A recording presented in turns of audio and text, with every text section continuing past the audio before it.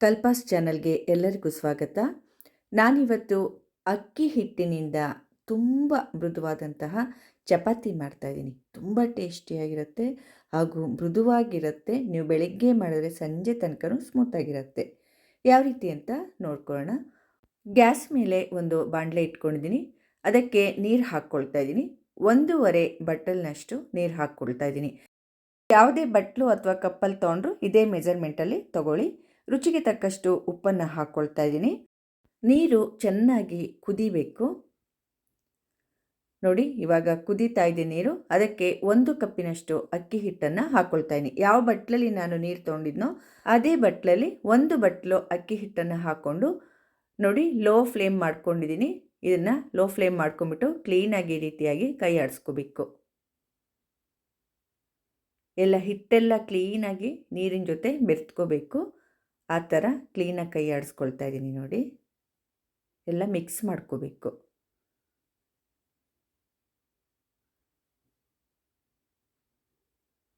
ಹೀಗೆಲ್ಲ ಕ್ಲೀನಾಗಿ ಮಿಕ್ಸ್ ಮಾಡ್ಕೊಂಡಿದ್ದೀನಿ. ಹಿಟ್ಟೆಲ್ಲ ಹೋಯ್ತು ನೋಡಿ. ಆ ಥರ ಕ್ಲೀನಾಗಿ ಮಿಕ್ಸ್ ಮಾಡ್ಕೊಂಡ್ಬಿಟ್ಟು ಇದನ್ನು ತಣ್ಣಗಾಗೋದಕ್ಕೆ ಬಿಡಬೇಕು. ಗ್ಯಾಸ್ ಆಫ್ ಮಾಡಿಬಿಟ್ಟು ತಣ್ಣಗಾಗೋದಕ್ಕೆ ಇವಾಗ ಬಿಟ್ಟಿದ್ದೀನಿ. ತಣ್ಣಗಾದಮೇಲೆ ನಾನು ಒಂದು ದೊಡ್ಡ ತಟ್ಟೆಗೆ ಹಾಕ್ಕೊಳ್ತಾ ಇದ್ದೀನಿ. ಇದನ್ನು ಚೆನ್ನಾಗಿ ನಾದ್ಕೋಬೇಕು. ನಾವು ಚಪಾತಿ ಹಿಟ್ಟನ್ನು ಯಾವ ರೀತಿ ನಾದ್ಕೊಳ್ತೀವೋ ಗೋಧಿ ಚಪಾತಿ ಹಿಟ್ಟನ್ನು, ಅದೇ ರೀತಿ ನಾವು ಇದನ್ನು ಚೆನ್ನಾಗಿ ನಾದ್ಕೋಬೇಕು. ಕರೆಕ್ಟಾಗುತ್ತೆ. ನಾನು ತೊಗೊಂಡಿರೋ ನೀರಿನ ಮೆಜರ್ಮೆಂಟು ಮತ್ತು ಅಕ್ಕಿ ಹಿಟ್ಟು ಹಾಕಿರೋದು ಕರೆಕ್ಟಾಗಿರುತ್ತೆ. ನೋಡಿ, ಸ್ವಲ್ಪ ಕೂಡ ಅದು ತೆಳುವಾಗಲಿ ಅಥವಾ ಗಟ್ಟಿಯಾಗಿ ಆಗಿಲ್ಲ, ಒಂದೇ ಸಮ ಆಗಿದೆ. ಮತ್ತು ಚೆನ್ನಾಗಿ ನಾದ್ಕೋಬೇಕು. ಇದನ್ನು ತುಂಬ ಸ್ಮೂತಾಗಿ ಬರುತ್ತೆ. ತುಂಬ ಟೇಸ್ಟಿಯಾಗಿರುತ್ತೆ ಇದು.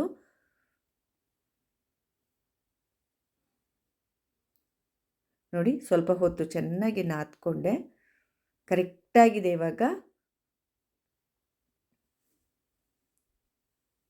ಈ ರೀತಿ ಮಾಡ್ಕೊಳ್ತಾ ಇದ್ದೀನಿ. ನೋಡಿ, ಈ ರೀತಿ ಎಲ್ಲ ಕಲಿಸ್ಕೊಂಡ್ಮೇಲೆ ನಾದ್ಕೊಂಡ್ಮೇಲೆ ಅದಕ್ಕೆ ಸ್ವಲ್ಪ ಹೊತ್ತು ಇಡೋದಾಗಲಿ ಏನು ಬೇಡ, ಹಾಗೆ ನೇರವಾಗಿ ಚಪಾತಿ ಮಾಡ್ಕೋಬೋದು ನಾವೀಗ. ನೋಡಿ, ಉಂಡೆ ತಗೊಳ್ತಾ ಇದ್ದೀನಿ. ನೀವು ಎಷ್ಟು ಅಗಲ ಬೇಕೋ ನಿಮಗೆ ಅಷ್ಟು ಅಗಲ ಉಂಡೆ ತಗೊಂಡು ಲಟ್ಟಿಸ್ಕೋಬೋದು ನೀವು ಚಪಾತಿನ. ಹಿಟ್ಟನ್ನು ಉದುರಿಸ್ಕೊಳ್ತಾ ಇದ್ದೀನಿ. ನೋಡಿ, ಚಪಾತಿ ಮಣೆ ಮೇಲೆ ಅಕ್ಕಿ ಹಿಟ್ಟನ್ನೇ ಉದುರಿಸ್ಕೊಳ್ಳಿ. ಇದನ್ನು ಲಟ್ಟಿಸ್ಬೇಕು. ಇವಾಗ 2 ಸೈಡ್ ಕೂಡ ಹಿಟ್ಟು ಮಾಡ್ಕೋಬೇಕು. ಕ್ಲೀನಾಗಿ ಲಟ್ಟಿಸ್ಕೊಳ್ತಾ ಇದ್ದೀನಿ. ತುಂಬ ಹೆವಿ ಆಗಿ ಹಿಟ್ಟನ್ನು ಹಾಕಬೇಡಿ.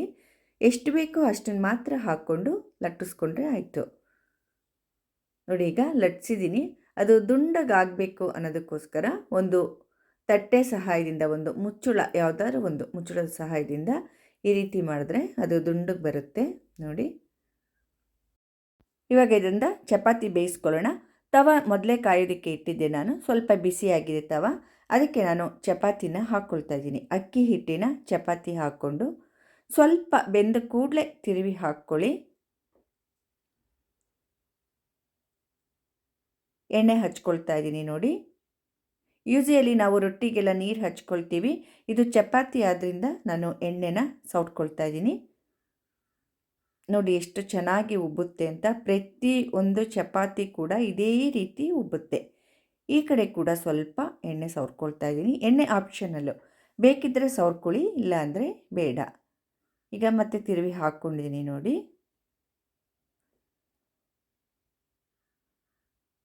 ನೋಡಿ ಎಷ್ಟು ಚೆನ್ನಾಗಿ ಉಬ್ಬಿತು. ಆಯಿತು ಇದು ಚಪಾತಿ. ಇನ್ನೊಂದನ್ನು ಬೇಯಿಸ್ಕೊಳ್ತಾ ಇದ್ದೀನಿ. ಸ್ವಲ್ಪ ಬೆಂದ ಕೂಡಲೇ ತಿರುವಿ ಹಾಕ್ಕೊಂಡ್ರೆ ಚೆನ್ನಾಗಿ ಉಬ್ಬುತ್ತೆ.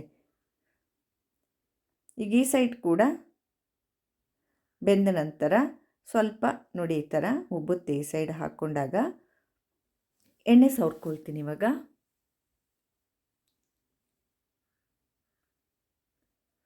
ಎಲ್ಲ ಕಡೆ ಕ್ಲೀನಾಗಿ ಸ್ಪ್ರೆಡ್ ಮಾಡಿಬಿಟ್ಟು ತಿರುವಿ ಹಾಕ್ಕೊಳ್ತಾ ಇದ್ದೀನಿ. ನಿಮಗೆ ದೊಡ್ಡ ದೊಡ್ಡದಾಗಿ ಬೇಕು ಚಪಾತಿ ಅಂದರೆ ಅಗಲವಾಗಿ ಕೂಡ ನೀವು ಮಾಡ್ಕೋಬೋದು. ನಾನಿಲ್ಲಿ ಸ್ವಲ್ಪ ಪುಟ್ಟ ಪುಟ್ಟದಾಗಿ ಮಾಡಿದ್ದೀನಿ. ನೋಡಿ, ಈ ಕಡೆ ಕೂಡ ಚೆನ್ನಾಗಿ ಬೇಯಿಸ್ಕೊಂಡ್ಬಿಟ್ಟು ಇದು ಕೂಡ ಚಪಾತಿ ರೆಡಿ ಆಯಿತು. ಸಾಫ್ಟ್ ಆಗುತ್ತೆ. ಈ ರೀತಿ ಮುಟ್ತೀವಲ್ವ ಆವಾಗ ಸಾಫ್ಟಾಗಿ ಸಿಗುತ್ತೆ. ನೋಡಿ, ಎಣ್ಣೆ ಸವರ್ಕೊಂಡಿದ್ದೀನಿ. ಇದು ರೆಡಿ ಆಯ್ತು. ಇವಾಗ ಇದನ್ನು ತೆಗೆದಿಟ್ಕೊಳ್ತೀನಿ.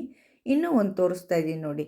ಪ್ರತಿಯೊಂದು ಚಪಾತಿ ಕೂಡ ಉಬ್ಬುತ್ತೆ ಅನ್ನೋದಕ್ಕೆ ನಾನು ಒಂದು 3 ಚಪಾತಿ ಮಾಡಿ ನಿಮಗೆ ತೋರಿಸ್ತಾ ಇದ್ದೀನಿ ನೋಡಿ. ತಿರುವಿ ಹಾಕ್ಕೊಂಡಿದ್ದೀನಿ. ಇದನ್ನ ಉಬ್ಬಿದೆ ಇವಾಗ ಚೆನ್ನಾಗಿ. ಎಣ್ಣೆ ಹಚ್ಕೊಳ್ತಾ ಇದ್ದೀನಿ. ಎಣ್ಣೆ ಆಪ್ಷನಲ್ಲು. ಹಚ್ಕೊಂಡ್ರೆ ಏನೋ ಒಂಥರ ಟೇಸ್ಟ್ ಮಾತ್ರ ತುಂಬ ಚೆನ್ನಾಗಿರುತ್ತೆ. ಸ್ವಲ್ಪ ಎಣ್ಣೆ ಸವರ್ಕೊಂಡು ನೀವು ಮಾಡ್ಕೊಂಬಿಟ್ರೆ ಟೇಸ್ಟ್ ತುಂಬ ಚೆನ್ನಾಗಿರುತ್ತೆ, ಡಿಫ್ರೆಂಟ್ ಆಗಿರುತ್ತೆ ಟೇಸ್ಟ್. ಆದ್ದರಿಂದ ಸ್ವಲ್ಪ ಸವರ್ಕೊಳ್ಳಿ. ಬೇಡ ನಾವು ಎಣ್ಣೆನೇ ತಿನ್ನಲ್ಲ ಅಂದರೆ ಬೇಡ, ಹಾಕಿ ಮಾಡ್ಕೊಳ್ಳಿ. ಈಗ ಎಲ್ಲ ಚಪಾತಿಗಳನ್ನೂ ಕೂಡ ನಾನು ಮಾಡಿಕೊಂಡೆ ನೋಡಿ. ರೆಡಿಯಾಗಿದೆ ಚಪಾತಿ ಎಲ್ಲ. ನಾನು ತೊಗೊಂಡಿರೋ ಹಿಟ್ಟಲ್ಲಿ 16ರಿಂದ 18 ಚಪಾತಿ ಆಗಿದೆ. ಪುಟ್ಟು ಈ ಥರದ್ದು. 3 ಜನಕ್ಕೆ ಹೊಟ್ಟೆ ತುಂಬ ಆಗುತ್ತೆ. ನೀವು ಲಂಚ್ ಬಾಕ್ಸಿಗೆ ಕೂಡ ತೊಗೊಂಡೋಗ್ಬೋದು. ಬ್ರೇಕ್ಫಾಸ್ಟಿಗಂತೂ ಸೂಪರ್ ಆಗಿರುತ್ತೆ ಇದು. ನೀವು ಬೆಳಗ್ಗೆ ಮಾಡಿದ್ರೆ ಸಂಜೆವರೆಗೂ ಇದೇ ರೀತಿ ಸ್ಮೂತಾಗಿರುತ್ತೆ ನೋಡಿ. ಎಷ್ಟು ಸ್ಮೂತ್ ಇದೆ ಅಂತ. ಇದೇ ರೀತಿ ಸ್ಮೂತಾಗಿರುತ್ತೆ, ಬೇಜಾರೇ ಆಗೋದಿಲ್ಲ, ಅಷ್ಟು ಚೆನ್ನಾಗಿ. ಆಮೇಲೆ ಕ್ವಿಕ್ಕಾಗಿ ಮಾಡ್ಕೊಂಬಿಡ್ಬೋದು, ಬೇಗ ಮಾಡ್ಕೊಂಬಿಡ್ಬೋದು.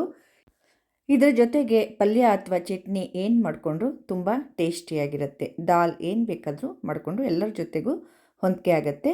ನನ್ನ ಚಾನಲ್ನಲ್ಲಿ ನಾನು ಸಬ್ಬಕ್ಕಿ ಚಪಾತಿನ ಮಾಡಿ ಹಾಕಿದ್ದೀನಿ, ತುಂಬ ಚೆನ್ನಾಗಿದೆ. ಹಾಗೂ ನೋಡಿ, ಇದು ಅವಲಕ್ಕಿ ಚಪಾತಿ, ಇದು ಕೂಡ ತುಂಬ ಸಖತ್ತಾಗಿರುತ್ತೆ. ಇದು ರವೆ ಚಪಾತಿ, ಇದು ಕೂಡ ತುಂಬ ಚೆನ್ನಾಗಿರುತ್ತೆ. ಎಲ್ಲ ಚಪಾತಿಗಳು ಅದರದ್ದೇ ಆದ ವಿಶೇಷವಾದ ರುಚಿಯೊಂದಿಗೆ ಕೂಡಿದೆ. ನಾನು ಇದ್ರ ಲಿಂಕ್ ಎಲ್ಲ ನಾನು ಡಿಸ್ಕ್ರಿಪ್ಷನಲ್ಲಿ ಹಾಕಿರ್ತೀನಿ, ಎಲ್ಲ ಚಪಾತಿಗಳದ್ದು. ಖಂಡಿತ ನೋಡಿ ಹಾಗೂ ಟ್ರೈ ಮಾಡಿ. ಪ್ರತಿಯೊಂದು ವಿಶೇಷವಾದ ಅದರದ್ದೇ ಆದ ರುಚಿ, ಡಿಫ್ರೆಂಟ್ ಆಗಿರುತ್ತೆ ಪ್ರತಿಯೊಂದು ಚಪಾತಿ ಕೂಡ. ನಿಮಗೆಲ್ಲ ನಾನಿವತ್ತು ಮಾಡಿದಂತಹ ಅಕ್ಕಿ ಹಿಟ್ಟಿನ ಚಪಾತಿ ತುಂಬ ಇಷ್ಟ ಆಗಿದೆ ಅಂದ್ಕೊಂಡಿದ್ದೀನಿ. ದಯವಿಟ್ಟು ನನ್ನ ಚಾನಲ್ಗೆ ಸಬ್ಸ್ಕ್ರೈಬ್ ಆಗೋದನ್ನು ಖಂಡಿತವಾಗಿ ಯಾರೂ ಮರಿಬೇಡಿ. ಲೈಕ್ ಮಾಡಿ, ಶೇರ್ ಮಾಡಿ ಹಾಗೂ ಕಮೆಂಟ್ಸ್ ಮೂಲಕ ತಿಳಿಸಿ ಅಂತ ಹೇಳ್ತಾ ಎಲ್ಲರಿಗೂ ನನ್ನ ಧನ್ಯವಾದಗಳು. ಮುಂದಿನ ರೆಸಿಪಿಯೊಂದಿಗೆ ಮತ್ತೆ ಸಿಗ್ತೇನೆ. ನಮಸ್ಕಾರ.